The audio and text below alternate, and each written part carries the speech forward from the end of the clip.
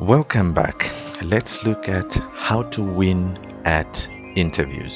In this series, we are going to cover A, preparation, B, the interview itself. Now, let's look at preparation. Your chance to create a lasting impression is very important. In order to ensure that this impression is positive, depth preparation is required. Let's look at part A, preparation. Number 1. Find out as much as possible about the company, the position, and the interviewer beforehand. Learn about the company, the products, product range, size of departments, international connections, to which group do they belong, what is their position in the market. Then you also need to know the address and exact location. Get a map and exact description of how to get there, where to park, which floor to go to, and so on. Then you also need to know the name and the position of the person you are going to see, his or her personality, her or his specific concern for your position. Knowing the type of boss you are going to have helps you to tailor yourself to the situation. The tailoring implies knowing the sort of attitude to adopt as well as how to dress. Know the name of the MD of the company. It's very important. Get details of the position offered, what kind of skills they look for, duties, responsibilities, reporting lines, promotional prospects, machinery, equipment, salary, and fringe benefits. Obviously, your recruitment consultant will brief you on much of the information. If you have access to an internet, look up the company website. It's an excellent way of learning more about the company. Go to every interview so that you can compare opportunities and make the best career move. Besides which, you will always learn something. Number 2, first impression. First impressions are critical and based on your appearance. The interviewer will start forming an opinion of you before you even have to say any word. Most employers believe that people who look as if they care about themselves are more likely to care about their job. Your goal should be to come across in the best possible light, attractive in the way you dress, in your gestures, facial expressions, and in all your speech. Now let's look at dressing. There is only one way to dress for the first interview. Clean, haircut, conservative, unless you apply for a creative director's job in an advertising agency. Dressing appropriately is important to establish credible and be seen as a person who can be part of the team. Ensure that your appearance is clean and tidy. A suit is the best form of dress for both men and women. Your most professional colors are still dark blue or charcoal with a white shirt or blouse and a red tie. As a general rule, the most clothing you have on, the more credible and persuasive, the more businesslike you appear. This does not mean that you should wear a 3-piece suit for an interview in a Karoo in the middle of summer. It simply means you have more credibility. Forget about personal style. You can always wear your avant-gardistic wardrobe once you have the job and know that the company has a certain culture. Dress for the job you want, not for the job you have. For the ladies, wear stockings. The less skin you show, the higher your credibility. And please, maybe avoid trousers or extreme short skirts or daring plunging necklaces. Wear light makeup, not too much. Wash your hair. Groom your nails. If they are too long, the employer might wonder if you can work with them. Clean nails, or especially polished, constitutes your most professional look. Use a deodorant after showering to avoid body odor. Ladies, your most professional image is wearing a maximum of 6 visible pieces of jewelry. Maximum number of rings is 1 on one hand at least. Earrings count should be at least 2. For men, no earrings please. Short and clean nails, but a tie with quite, a nice print on it would be fine. Now, take a tissue with you to dry possible damp brows or clumsy hands before meeting your interviewer. You should always greet the interviewer by name with a smile and a firm handshake. Nothing is worse than a sloppy fish. This should help you dispel the nerves and create a friendly atmosphere. Do not be worried if you do not show signs of nervousness. They indicate you are taking this interview very seriously. Wait until you are offered a chair before you sit down. Do not smoke during interviews. However, do accept tea, coffee, or water if offered, as it does relax the atmosphere. If you are very nervous, however, rather refuse in order not to spill. Do not chew gum in an interview.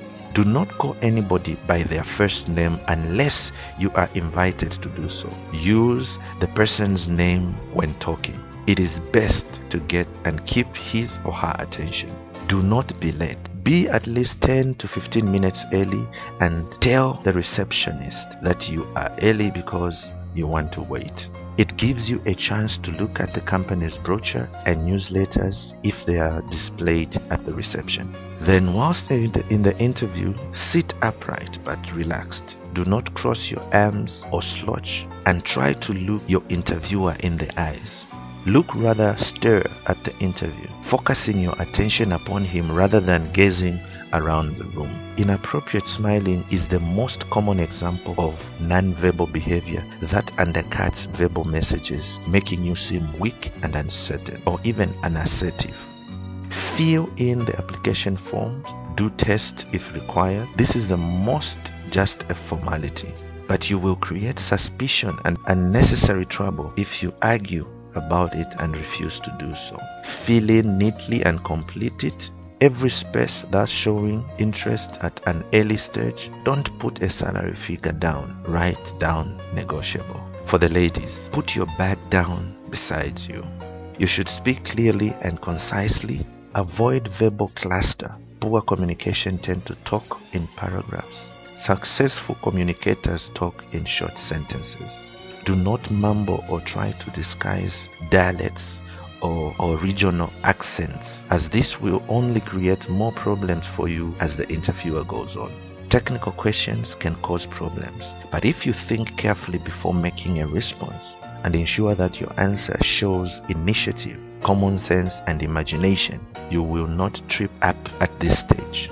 An intelligent reply, even if not strictly correct, will satisfy. Remember, the use of voice, eyes, posture, and your overall attitude can often make up for deficiencies in other areas. If you are attending a panel interview, try not to direct all your answers and questions to one person. Look and speak to the whole panel.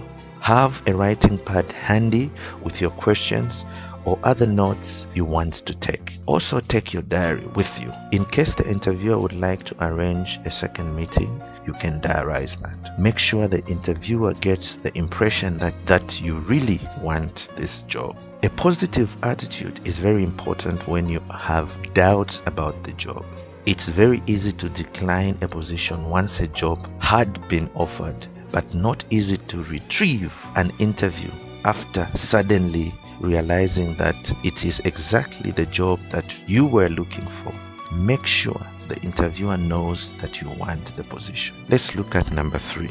Your personality is vitally important. Whether or not the position is offered to you not only depends on your qualification, experience, and skills. The fact that the company agreed to see you proves that your professional background is basically right, but also on your attitude and your ability to sell yourself.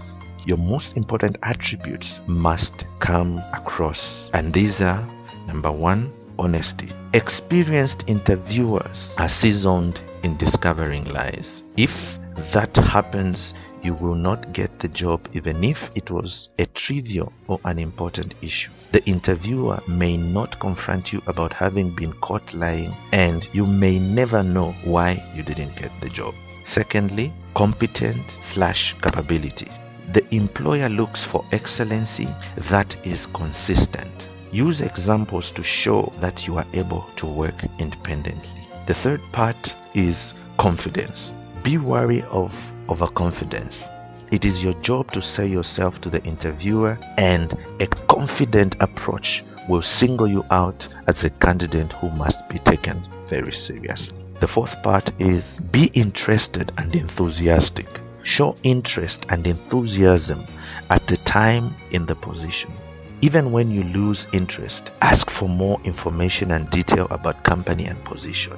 You can show your enthusiasm by saying, for example, I am always willing to learn new things and expand my knowledge. Don't react negatively if you hear something that you don't like.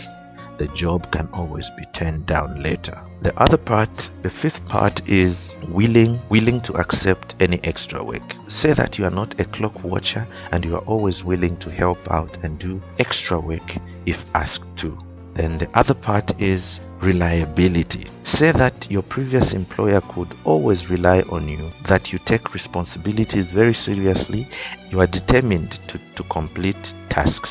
Try to use examples from past experiences. For example, we often had to work extensive overtime, but it was worth it to see the project completed on time. I was not ill for 1 day or over or 2, and I'm always on time. The other part is willing attitude and commitment. Say that you will give everything for the right job. Enthusiastic attitude and commitment. Enthusiastic, full of good ideas. Give examples of initiatives in previous jobs and how companies profited from them. The next part, be reasonable and assertive. This does not mean being overbearing and telling the interview how to run the business. Try not to be super smart though. People are easily offended and might feel threatened. On the other hand, you do not want to come across as being meek or mild or wishy-washy. Then the other part that you need to know is loyalty. Every employer wishes to find total loyalty, which you can do by talking highly of previous employers and colleagues.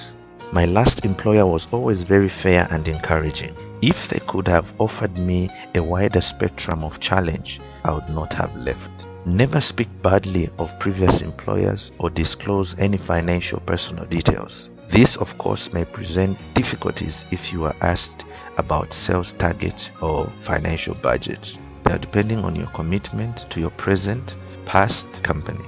You could say it was not a secret, therefore I could tell you that perhaps it is confidential information, in which case it would be better to say the figures are confidential, but I was 25% above target last quarter, or we were 10% below cost of our budget. In this way, you remain open yet loyal. Let's look at teamwork. Say that you fit in well with other team members, but you are able to work autonomously and independently when necessary. This is Elijah Miti, author of the book How to Get Motivated at a Workplace. Till the next chapter, God bless.